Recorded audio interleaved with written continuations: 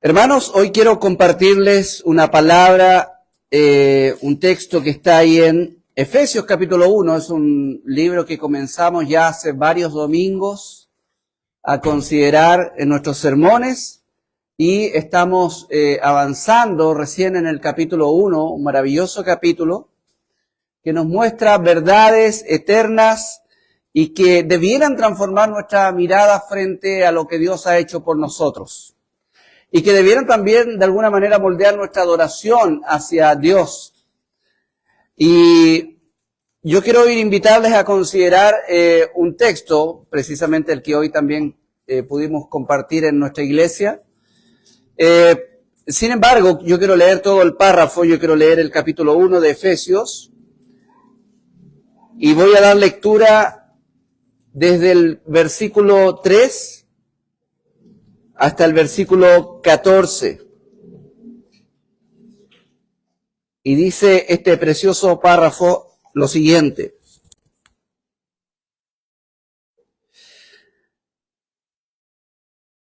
Bendito sea el Dios y Padre de nuestro Señor Jesucristo, que nos ha bendecido con toda bendición espiritual en los lugares celestiales en Cristo. Porque Dios nos escogió en Cristo antes de la fundación del mundo para que fuéramos santos y sin mancha delante de Él. En amor nos predestinó para adopción como hijos para sí mediante Jesucristo, conforme a la buena intención de su voluntad, para la alabanza de la gloria de su gracia, que gratuitamente se ha impartido sobre nosotros en el amado. En Él tenemos redención mediante su sangre, el perdón de nuestros pecados según las riquezas de su gracia, que ha hecho abundar para con nosotros.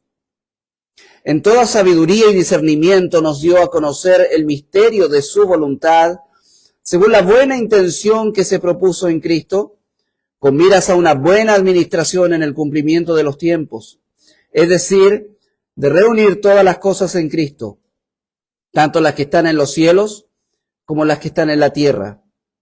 También en Él hemos obtenido herencia, habiendo sido predestinados según el propósito de aquel que obra todas las cosas conforme al consejo de su voluntad, a fin de que nosotros, que fuimos los primeros en esperar en Cristo, seamos para alabanza de su gloria.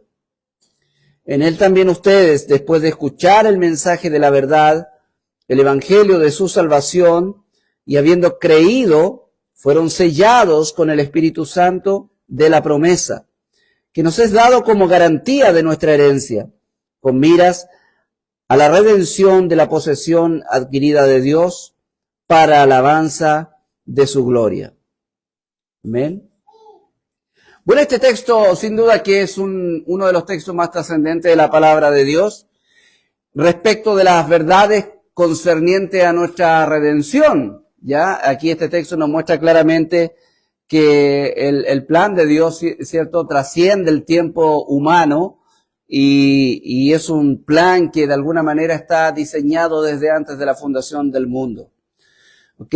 Yo quiero llamar la atención primero que todo, antes de ir al texto que nos convoca esta tarde, llamar la atención a la primera expresión que ocupa Pablo en este texto. Dice, bendito sea el Dios y Padre de nuestro Señor Jesucristo que nos ha bendecido. ¿Ya? Hermanos, nosotros necesitamos considerar bien este texto y también imitar la expresión de Pablo en nuestra propia vida. Nosotros bendecimos a Dios porque Él nos ha bendecido. La adoración nuestra es una respuesta a lo que Él ha hecho por nosotros. Por eso Pablo dice, bendito sea nuestro Dios que Él nos ha bendecido. Hermanos, nosotros necesitamos considerar permanentemente lo que Dios ha hecho por nosotros. Tú y yo no podemos vivir ignorando y menos indiferentes a lo que Dios ha hecho por nosotros. Dios ha hecho muchas cosas por nosotros, tremendas cosas por nosotros, ¿ya? Grandes cosas que tú y yo nunca hubiéramos podido lograr o alcanzar en nuestra propia humanidad. Entonces solamente nosotros podemos llegar a disfrutar de toda la bendición de Dios por el hecho de que Él nos ha bendecido. es desde su iniciativa, desde su condescendencia hacia nosotros pecadores.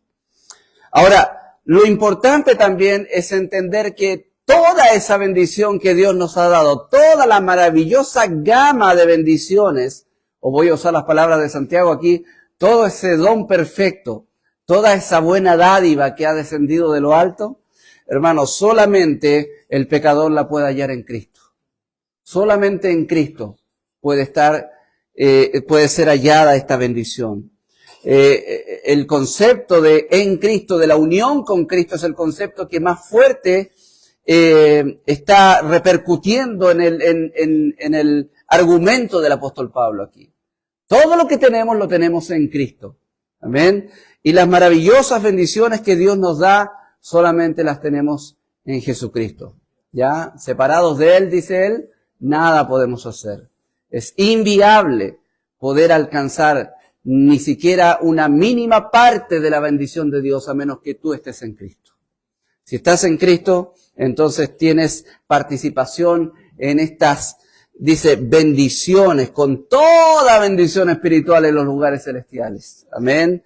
Ahora, Pablo en este texto puntualiza varias bendiciones. No significa que solamente estas bendiciones el cristiano ha de considerarlas, pero él puntualiza 4 bendiciones preciosas que tenemos, 4 o 5 bendiciones preciosas que tenemos en Cristo, en nuestra unión con Cristo. Yo voy a hablar de la segunda de ellas, ya, hoy. Pero la primera quiero solamente mencionarla. La primera bendición, tremenda bendición que hemos recibido de parte de Dios en Cristo, es que Él nos ha escogido en Cristo. ¿Ya? Nos ha escogido. Y eso trae, cierto, consigo esta bendición de que Él nos ha redimido. Y Él también nos ha dado a conocer su voluntad. Y Él nos ha dado una herencia. Y Él nos ha adoptado. Y Él nos ha también dado su Espíritu Santo. Bueno, tantas cosas que el Señor nos ha dado, ¿cierto? En Cristo. Ahora yo quiero, como dije, hablar de esta gran bendición que significa el hecho de que Él nos ha dado a conocer su voluntad. Él nos ha dado a conocer su voluntad. Respecto de la redención podemos hablar en otra oportunidad, pero hermanos míos, hay una cosa maravillosa que Pablo nos recuerda aquí. Que Dios nos dio a conocer el misterio de su voluntad. Dice aquí la palabra del Señor en el verso 7, la última parte, el 8, la última parte y contemplando también el verso 9, dice, en toda sabiduría y discernimiento nos dio a conocer el misterio de su voluntad, según la buena intención que se propuso en Cristo. Y sigue diciendo el apóstol, con miras a una buena administración en el cumplimiento de los tiempos, es decir, de reunir todas las cosas en Cristo, tanto las que están en los cielos como las que están en la tierra. Es decir, hermanos míos, hay una palabra aquí hay una frase potente para nuestros corazones que el Señor nos ha dado a conocer el misterio de su voluntad. Dios nos dio a conocer ese misterio de su voluntad. Ahora, ¿qué es un misterio? Ya, un misterio esencialmente, hablando en términos bíblicos, es algo que no se conoce. Algo que no se conoce, pero que solo puede ser conocido si es que Dios lo da a conocer. ¿Entiende? No es un misterio que tú y yo estamos llamados a develar, a indagar, a escudriñar para descubrirlo. No es a través de la sagacidad o la razón humana a través del cual este misterio va a ser revelado. No. Nosotros los seres humanos no tenemos esa capacidad. Somos absolutamente incapaces de lograr siquiera apreciar algo de ese misterio. No, no es posible. Imagínense que la palabra del Señor en Romanos capítulo 1 dice que la creación ha sido dejada por Dios como un testimonio de su existencia y de su maravilloso poder. Pero aún así el ser humano no tiene la capacidad para incluso concluir que existe un gran creador. Porque nuestro corazón es perverso, es engañoso y de ninguna manera nuestro corazón se va a inclinar a entender las cosas de Dios, porque sus pensamientos son más altos que nuestros pensamientos, definitivamente. Entonces no está en el hecho de indagar o desde nuestra inteligencia lograr descubrir algo de Dios, no. Cristo le dijo en una oportunidad a los fariseos, vosotros escudriñáis en las Escrituras, porque pensáis que en ellas está la salvación, y ellas hablan de mí, dice, y ustedes no creen en mí. O sea, ni siquiera ellos escudriñando las Escrituras pudieron comprender la persona, naturaleza y obra de Cristo. Por lo tanto, no es del que quiere ni del que corre, ¿cierto? No es desde nuestro esfuerzo que logramos conocer algo de Dios. Ahora, vuelvo a repetir, el misterio se refiere a aquello que está escondido, pero que solamente puedes tú conocerlo si Dios te lo da a conocer. Ahora, ¿cuál es el misterio de su voluntad? Bueno, el plan eterno que Él ha tenido de salvación. El plan eterno de redención. El misterio de su voluntad. No existe posibilidad que tú y yo podamos comprender este misterio a menos que Dios lo dé a conocer. A menos que Él lo dé a conocer. En una oportunidad Cristo pregunta a los discípulos, ¿quién dicen los hombres que soy yo? ¿Se acuerdan? Y dice, bueno, algunos opinan que eres un profeta, otros Elías, algunos piensan que tú eres Juan el Bautista que ha resucitado. Y si usted se fija, todas estas opiniones le hacen buen crédito tal vez a Jesús. O sea, nadie opinaba mal de Jesús. El problema es que tenían una impresión equivocada de quién era Jesús realmente. Tú puedes tener una buena opinión de Jesús, pero ¿realmente es la acertada?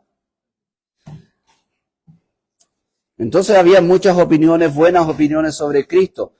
Y cuando le dice Cristo a los discípulos, bueno, ¿y ustedes qué opinan de mí? ¿Quién piensan que soy yo? Y es ahí cuando Pedro declara, ¿cierto?, su gran declaración, y exactamente es la declaración de todos los apóstoles, que dice, tú eres el Cristo, el Hijo de Dios. Tú eres el Cristo, el Hijo de Dios. Bienaventurado eres Pedro, le dijo el Señor, porque esto no te lo ha revelado ni carne ni sangre, sino mi Padre que está en los cielos. Y la pregunta que hacemos ahí es, ¿cómo llegó a la conclusión? Y no solamente a la conclusión, hermano mío, a la convicción, Pedro, de que ese hombre, nacido en Belén, criado en Nazaret, ese hombre era el Hijo de Dios, el Mesías prometido. ¿Cómo llegó a esa convicción? ¿Fue su intelecto? ¿Fue su sagacidad? ¿Fueron sus investigaciones teológicas? ¿Qué lo hizo llegar a esa conclusión? Mi Padre que está en los cielos te lo ha revelado. Entonces tú y yo no podemos comprender siquiera un ápice del misterio de Dios a menos que el Padre, que Dios no nos revele ese misterio. Por eso son tan benditas estas palabras que Pablo dice, el Señor nos dio a conocer el misterio de su voluntad. Porque, hermanos míos, si Él no nos hubiese dado a conocer, jamás hubiéramos conocido algo de ese misterio de su voluntad. Ahora, es importante saber eso porque nosotros necesitamos reconocer de dónde viene nuestro conocimiento.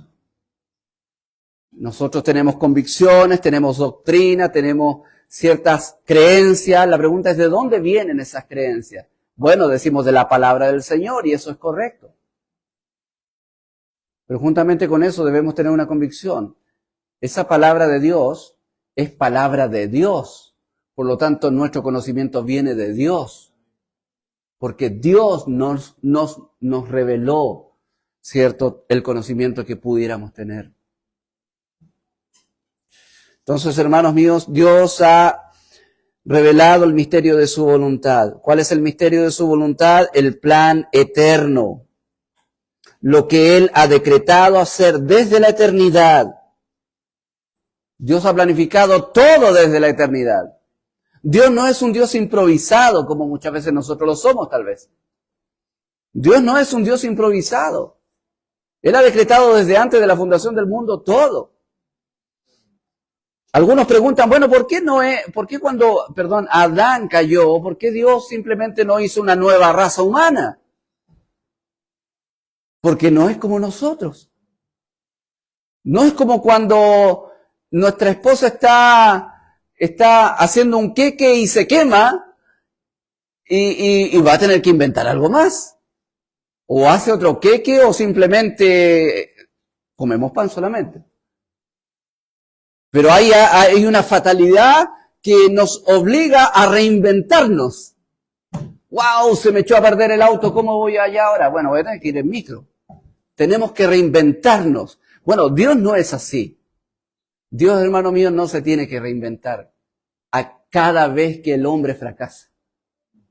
Porque Él es un Dios eterno, con un plan eterno y con perfecciones preciosas que le llevan a decretar todo de manera perfecta y que todo lleve gloria a su nombre.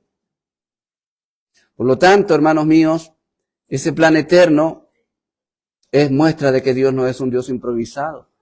No es que Adán cayó y dijo, wow, ¿qué hago ahora? No, Él tenía un plan. Y lo anuncia, ¿cierto? Un descendiente de la mujer vendrá y aplastará la cabeza de Satanás.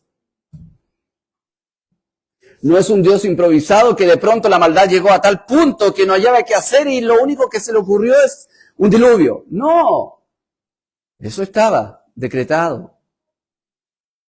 Y estaba decretado también que iba a salvar a una familia para continuar la raza humana y así concretar, consumar su plan de redención. Él había decretado que iba a llamar un día a un hombre llamado Abraham y hacer de él padre de multitudes y a través de su familia traer al Mesías. No fue algo que se le ocurrió en el camino para arreglar lo que atrás estaba siendo estropeado. No, Dios tenía un plan eterno. David no fue un plan B a la falla de Saúl. No fue que Saúl salió tan mal rey que Dios dijo, bueno, ¿ahora qué hago? Bueno, echemos mano a la familia de Isaí. Hermanos, Dios no es un Dios improvisado. Él tiene planes. Aunque muchas veces, hermanos míos, no comprendamos sus planes. No comprendamos la manera en que Él lleva todo a su fin, pero Él tiene planes perfectos. De ti, le dice a David, saldrá uno que reinará por la eternidad. ¿Fue Salomón? No fue Salomón. ¿Fue Roboam? Menos. Y menos todos los que vinieron para adelante. Entonces, ¿qué pasó? ¿Falló el plan de Dios? No. Los planes de Dios no fallan. Dios no tiene plan B. Dios tiene un solo plan redentor. Llegamos a Malaquías, ¿cierto?, con un pueblo absolutamente en decadencia espiritual. ¿Qué pasó? ¿Qué pasó con el pacto con Abraham? ¿Falló? ¿Tendrá que reinventarse Dios? No, es parte del plan. Es parte del plan. Dice, al final de Malaquías hay un precioso anuncio que va a venir Elías, ¿cierto? Arreglar, ¿cierto?, el corazón de los padres con los hijos y a preparar, como dice otro profeta, el camino del Señor. Los planes de Dios se están cumpliendo. Ahora, a todas luces, muchos de quienes experimentaban estas vivencias y esta parte de la historia, hermanos, no podían reconocer cabalmente qué estaba pasando.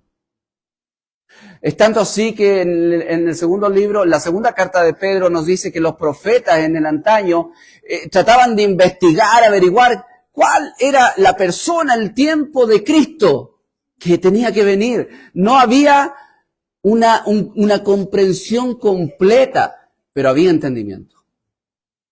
Había entendimiento. Y hermanos míos, llega el tiempo de Cristo y comienza a predicar Cristo. Arrepentidos porque el reino de los cielos se ha acercado. Y comienza a agrupar a personas que no necesariamente vienen del trasfondo religioso, de los sacerdotes, de los fariseos, de los escribas, no. Es gente que viene de los pescadores, de los publicanos, incluso rameras tienen la posibilidad de escuchar el evangelio. Es la gente que de alguna manera era categorizada en esos tiempos como pecadores que no tienen la oportunidad con Dios. Ellos son el foco del ministerio de Cristo. Y comienza a hablarles de la realidad de un reino, al cual les invita a ser parte, y ellos siguen a Cristo y se hacen parte de este reino. Y comienza a enseñarles las parábolas del reino. Y comienza a hablarles en el Sermón del Monte de todas las características propias de los ciudadanos de este reino. Y comienzan a entender esta gente, wow, soy parte de este reino. Al punto que vemos a un hombre que fue un criminal toda la vida, al final de sus días dijo, Señor, acuérdate de mí cuando estés en tu reino. Ahora, los fariseos no lograban comprender esas cosas. No lograban comprenderlo. Cumpliéndose así lo que decía Isaías, ¿se acuerda? El pueblo de labios me honra, pero su corazón está lejos de mí. Y voy a hablarles en parábolas para que escuchando no oigan y sean abiertos sus ojos, para que viendo no vean, para que no se conviertan. ¡Wow! Dios definiendo a tal punto las cosas de que impide que esta gente se convierta. Así es. Porque Él tiene planes. ¿Quiere decir, pastor, que ningún fariseo se convirtió? No, en absoluto. Tenemos a Nicodemo, que tuvo una conversión preciosa. Pero Nicodemo es un claro ejemplo de que a través del conocimiento religioso no era la salvación, sino que más bien ellos necesitaban nacer de nuevo. ¿Entiendes? ¿Eres tú maestro de Israel y no comprendes estas cosas? Había un problema de comprensión. ¿Y por qué no comprendía esas cosas? ¿Por qué los fariseos, escuchando las mismas cosas que los pescadores, no creyeron? ¿Por qué los discípulos, siendo gente del vulgo, llegaron a convicciones tan claras y profundas con respecto a ese hombre llamado Jesús? Por una sola razón. Porque el Padre de los cielos les reveló el misterio de su voluntad. Por eso, fue la obra del Señor en ellos. ¿Me entiende?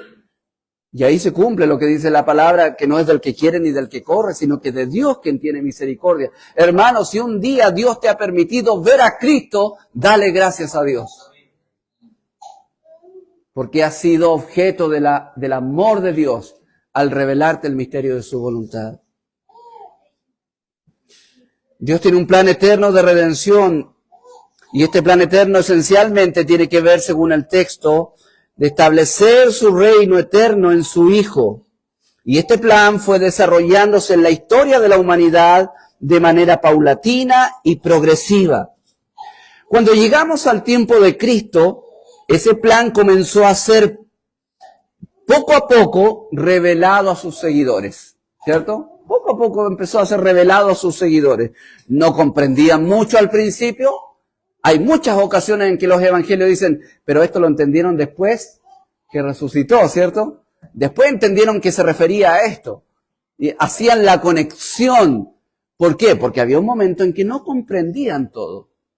Pero incluso después de resucitado Cristo, incluso después de ascendido Cristo, comenzaron a tener una completa claridad. A tal punto los apóstoles, que ellos mismos fueron receptores de la revelación inspirada del Espíritu Santo, la cual dejaron plasmada en lo que hoy conocemos como el Nuevo Testamento, o las cartas apostólicas. Por eso la Iglesia de Cristo es apostólica, porque su fundamento es las enseñanzas de los apóstoles. ¿Por qué? Porque a los apóstoles les fue revelado particularmente, específicamente, el misterio de su voluntad. Ahora, hermanos míos, esto es precioso, porque simplemente vemos el amor de Dios en compartir su misterio con nosotros. Vuelvo a repetir, esto del misterio de su voluntad es muy importante, porque misterio implica que no lo conocíamos, no se podía conocer a menos que Dios me lo hiciera conocer. Y lo precioso es que Dios nos dio a conocer su misterio, el misterio de su voluntad. Nos ha dado no solamente, hermanos míos, a conocer el misterio de su voluntad, sino que aparte de eso, Él nos ha provisto, dice aquí el verso 8, de toda sabiduría, dice, y discernimiento. O sea, esto quiere decir, hermanos, lo siguiente. No solamente Dios me dio a conocer su plan, el misterio de su voluntad. O sea, no solamente Dios me hizo comprender qué es lo que Él va a hacer, o qué es lo que Él ha hecho, o qué es lo que Él hará, sino más aún, Él me ha provisto a mí de discernimiento espiritual y me ha dado, como dice ahí el texto, sabiduría de parte de Él, a través de su Espíritu Santo, para comprender los detalles de este plan, de su voluntad. O sea, no solamente yo ya puedo entender que Dios ha decidido poner a su Hijo en la cúspide de toda la creación para que gobierne todas las cosas, sino que también me ha dado sabiduría y discernimiento para ver la belleza de eso y para apreciar los detalles de eso. En toda sabiduría y discernimiento. Él me ha dado sabiduría, Él nos ha dado discernimiento. Hermano, esto es un precioso regalo de Dios. Sobre todo, atendiendo a lo que el apóstol Pablo dijo en una oportunidad a los Corintios. El hombre natural no entiende las cosas que son del Espíritu. No las comprende. No las comprende. Es como si usted se pusiera a hablar con un chino, a menos que sepa chino. No entiende. Usted trata de, tal vez con los gestos, a lo mejor puede comunicarse y algo le entiende. Pero no. Hermano, así son las cosas para los inconversos. Así son las cosas para los... Por eso uno, a veces, sobre todo cuando tiene que ver con la familia, uno dice, pero ¿cómo? ¿Cómo no entiende que Cristo es precioso? ¿Cómo no ve la hermosura de Cristo? ¿Cómo uno puede vibrar por el sacrificio de Cristo? Hermano, es que están en tinieblas. Y tú estás en luz. Bendito sea el Señor por eso. Que Él nos ha dado a conocer su misterio. Y tú estás en luz y tú puedes entender lo precioso que es Cristo y su sacrificio, no porque tú eres más inteligente que ellos, es porque Dios te proveyó de ese discernimiento para lograr ver esa hermosura. Por eso dale gracias al Señor por eso. Hermano, el gran problema de la humanidad caída es que está en tinieblas. Está en tinieblas. La Biblia dice, bueno, ahí el Evangelio de Juan dice que el que cree en Él no es condenado, pero el que no cree ya ha sido condenado porque no ha creído en el nombre del unigénito Hijo de Dios. Hay una condenación que está para el mundo, ¿cierto? Para los perdidos, porque no han creído. Bueno, ¿por qué no han creído? Si es algo tan hermoso. Bueno, ahí nos dice el texto, y este es el juicio, que la luz vino al mundo y los hombres amaron más las tinieblas que la luz. Pero ¿cómo se le ocurre? O sea, si a mí me trae un pay de limón y me pone acá una torta de barro, perdónenme, pero yo escojo el pay de limón por un asunto de sentido común, yo no como barro. Pero hablando espiritualmente, hermano mío, el mundo está comiendo barro. Porque no logra ver el valor y la hermosura de Cristo, porque está en tinieblas. Y dale gracias al Señor que te ha dado luz a ti, que Él te ha dado a conocer el misterio de su voluntad. Y que te ha dado el discernimiento y sabiduría e inteligencia para poder comprender las implicaciones de esa verdad. El hombre natural no puede entender las cosas del Espíritu, porque se han de discernir espiritualmente y ellos no lo pueden hacer. Ahora, ¿cómo llega la luz de Dios a nuestras vidas? Bueno, Él la da. Él la da. No es que nosotros tenemos que caminar, emprender un camino hacia la sabiduría como hacen los gnósticos, como hacían, pero hoy todavía hay gnósticos, ¿cierto? Por ahí han de ver ustedes las promociones que hace, por ejemplo, organizaciones como la Nueva Acrópolis, ¿cierto? Que son entidades gnósticas que dicen, ven a buscar más sabiduría. Porque la gente piensa, sobre todo quienes están inclinados a este misticismo, que mientras más conozco, mientras más sabiduría alcanzo, más cerca de la iluminación plena voy a estar. Así creían los gnósticos. Ahora, ¿cuál es el error que contradice la Biblia? Bueno, partiendo de la base de que eso implica que tus esfuerzos son los que valen en la búsqueda de la sabiduría, y eso la Biblia lo niega, porque precisamente Pablo nos hace un pequeño recuerdo por ahí, ¿cierto? Que Dios escogió a los necios del mundo, no a los sabios. Pero hermanos míos, no debemos emprender un camino hacia el Tíbet para alcanzar la iluminación de nuestras mentes. No tenemos que practicar yoga para alcanzar el nirvana. No. Dios nos ha dado a conocer el misterio de su voluntad y Él nos ha dado el discernimiento. Él nos ha dado luz. Mira lo que dice Pablo en 2 Corintios, pues Dios que dijo, de las tinieblas resplandezca la luz, es el mismo que ha resplandecido en nuestros corazones. El mismo que dijo, sea la luz. Un día dijo, sea la luz en mi corazón. Y ¡pum! Las tinieblas se disiparon. ¿Cómo no podía ver esto antes? Es que no podías, porque estabas en tinieblas. ¿Cómo pasó? Bueno, pudiéramos decir lo mismo que el ciego, ¿cierto? En realidad no sé si ese hombre es pecador o no es pecador, pero lo único que sé es que antes era ciego y ahora veo. ¡Qué precioso! Reconocer lo que Cristo ha hecho en tu vida. El énfasis del apóstol es que Dios fue el que nos dio a conocer el misterio de su voluntad. Dios fue el que nos dio sabiduría y discernimiento. Dios nos dio eso.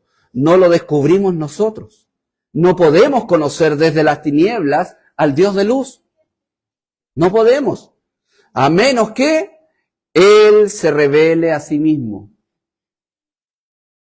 y su voluntad. Y eso hizo el Señor. Hermanos, pero hay que entender una cosa, que esa luz no viene sino solamente por Cristo, a través de Cristo. Cristo fue el que dijo, yo soy la luz, y yo he venido al mundo para que todo aquel que cree en mí no permanezca en tinieblas. Él es la luz. Él es la luz. Tú no puedes pretender tener la luz de Dios si no tienes a Cristo. Solamente en Cristo tenemos luz. Él es la luz. Ahora, ¿qué es lo que particularmente nos ha revelado el Señor en su voluntad, en este misterio de su voluntad? Bueno, obviamente entran muchas cosas, pero particularmente el apóstol Pablo nos enfoca en uno de los más grandiosos aspectos del misterio de su voluntad. Mire lo que dice Efesios capítulo 1. Dice el versículo 9, nos dio a conocer el misterio de su voluntad según la buena intención que se propuso en Cristo. Dicho sea de paso, hermanos míos, hay una razón o hay un motivador en el corazón de Dios para hacerte conocer su voluntad. ¿Sabes cuál es? Su pura bondad. Su pura bondad. O sea, Dios es tan bueno, pero es tan bueno que nos dio a conocer sus planes, que no nos dejó ciegos, porque Él podría haber hecho las cosas sin darnos detalles, porque las cosas secretas pertenecen a Dios, las reveladas son para nosotros, y nosotros por fe tendríamos que asumir de parte de Dios su sabiduría y su perfección, pero hermanos, Él nos ha dado tantos detalles de ese hermoso plan, de pura bondad. Y por esa bondad vemos detalles de esos planes y quedamos tan asombrados. Y ¿sabe? Al final de ese asombro podemos mirar al cielo y decir, gracias Señor. Te damos gloria, Señor. Y a fin de cuentas eso es lo que busca Dios en todo esto, su propia gloria. Su propia gloria. De hecho, muchas veces aquí, por lo menos 3 veces, en el texto aquí en Efesios capítulo 1, menciona de que todo esto es para la gloria de su gracia. Para la gloria de su gracia. Él merece gloria por lo que ha hecho. Y Él nos da ese discernimiento de comprender los detalles de su voluntad para que nosotros más asombrados quedemos y más le demos gracia y más le demos gloria.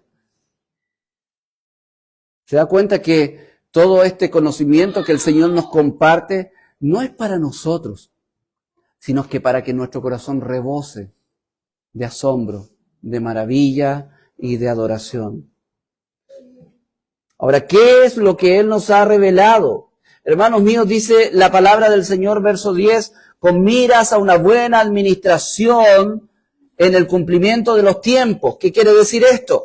De reunir todas las cosas en Cristo, tanto las que están en los cielos como las que están en la tierra. Es decir, ¿cuál es el misterio de su voluntad, hermano mío? Poner a Cristo como cabeza de toda la creación. Por la gracia de Dios, Él nos ha dado a conocer el misterio de su voluntad. Nos ha revelado su plan eterno. Y ese plan se centra en Cristo. El Redentor está centrado ahí. ¿Cuál es ese plan? Es de unir todas las cosas en Cristo, las del cielo, las de la tierra. Así que hay una dimensión cósmica en el plan de salvación de Dios. No es solamente salvarme a mí de mi desdicha, es mi pecado, ¿me entiende? No, hay un propósito cósmico, eterno, tremendo. Como hemos hablado alguna vez, ¿cierto? La iglesia está llamada también a proclamar la multiforme sabiduría de Dios, dice incluso a las potestades celestiales. Porque este maravilloso plan redentor que la iglesia puede exhibir es algo que asombra a las huestes celestiales y es algo que exalta al Redentor. Ahora el universo está dividido.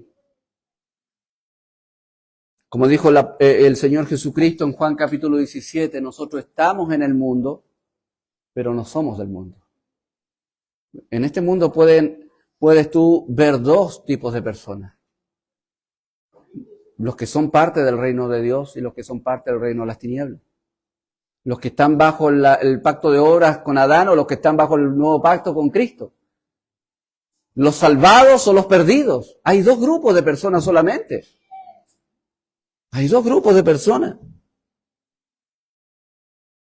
Pero llegará un día, hermanos míos, en que Cristo estará sobre todo. Y ya no habrá un mundo dividido. Cuando Cristo haga justicia, cuando Cristo venga y el reino suyo sea consumado, podremos ver la preciosa unidad de todo lo que Él ha creado y Cristo sobre todo, sobre todas las cosas. John Stott lo dice de esta manera: en la plenitud de los tiempos, las 2 creaciones de Dios, es decir, todo su universo y toda su iglesia, se van a unificar bajo Cristo, que es la cabeza suprema de ambos. Por eso también dice en otra porción de la palabra, por lo cual Dios también lo exaltó hasta lo sumo. Y le dio un nombre que está sobre todo nombre, ¿cierto? Para que al nombre de Jesús se doble toda rodilla de los que están en el cielo y en la tierra y debajo de la tierra, y toda lengua confiese que Jesucristo es el Señor, para gloria de Dios Padre. Hermanos, va a llegar un día en que aún los que han rechazado abiertamente a Cristo van a tener que reconocer que Cristo es el Señor. Porque ese es el plan eterno de Dios. Porque ese es el misterio de su voluntad. Reunir todas las cosas en Cristo. Y todos finalmente tendrán y tendremos que reconocer que Cristo es el Señor. Lo que Dios va a hacer es que un día toda persona, incluso los que han rechazado a Cristo, tendrán que reconocerlo como el Señor sobre todas las cosas. Dice, toda lengua confesará que Cristo es el Señor. La pregunta que te hago si no tienes a Cristo es ¿por qué no lo haces hoy rindiéndote a su señorío? ¿Por qué no lo confiesas hoy mejor como tu Señor y Salvador? ¿Por qué vas a esperar aquel día en que tengas que hacerlo como anticipo de tu condenación eterna?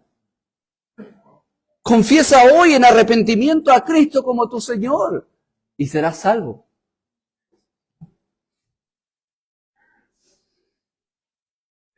Todo esto nos dio a conocer según el beneplácito, según su bondad. Dios es bueno con nosotros al darnos a conocer estas cosas. De reunir todas las cosas bajo la autoridad de Cristo. Pablo habla en otra oportunidad, dice que este poder obró en Cristo cuando lo resucitó de entre los muertos y lo sentó a su diestra en los lugares celestiales.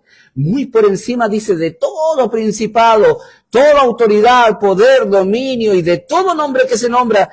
Sobre todo, sobre todo, está Cristo arriba. Y todo lo sometió bajo sus pies. Y a él lo dio por cabeza sobre todas las cosas a la iglesia, la cual es su cuerpo, la plenitud de aquel que lo llena todo en todos. También dice Pablo en otra parte, porque en él fueron creadas todas las cosas, tanto en los cielos como en la tierra, visibles e invisibles, ya sean tronos, dominios o poderes o autoridades, todo ha sido creado por medio de él y para él. Para él. Dice, y él es antes de todas las cosas, y en él todas las cosas permanecen. Él es también la cabeza del cuerpo que es la iglesia. Él es el principio, el primogénito de entre los muertos, a fin de que él tenga en todo la preeminencia, la primacía, el gobierno absoluto, la autoridad.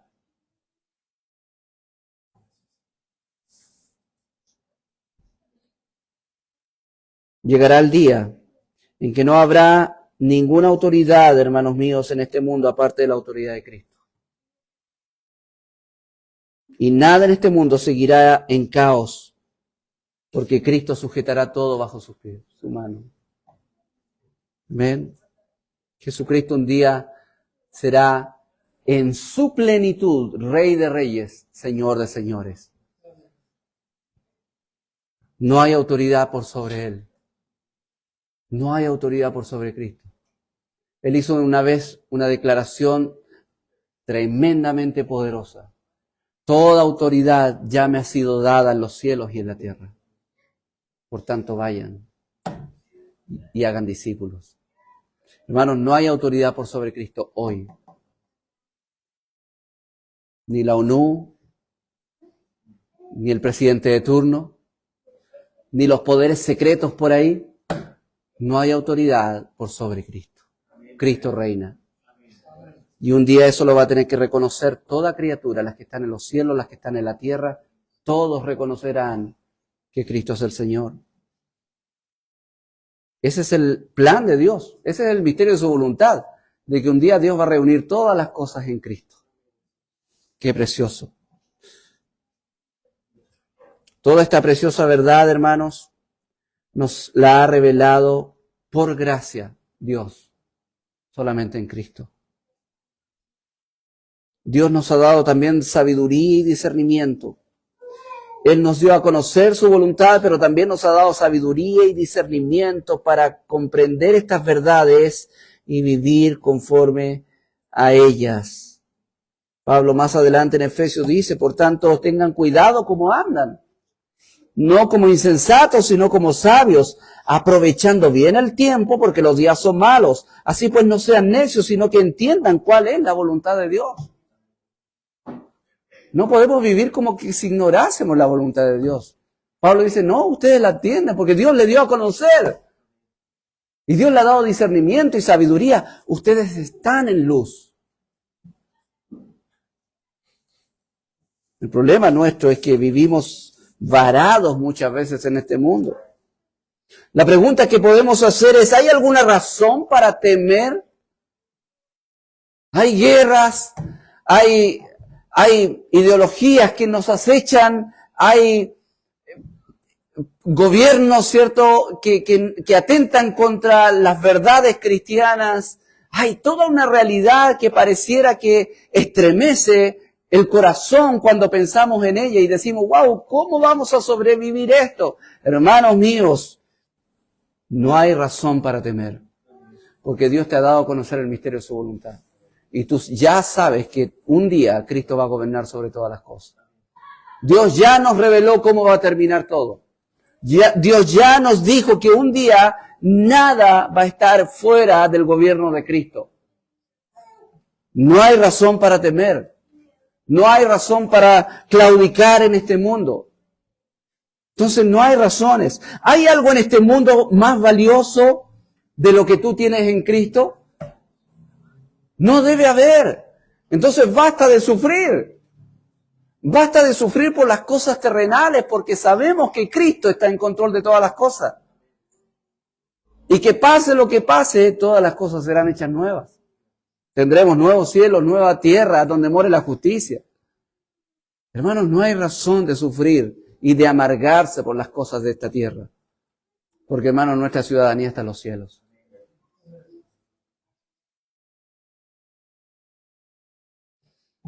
¿Estás viviendo para la eternidad o para esta vida terrenal? Hermanos míos, para concluir, hay algo que tú sabes.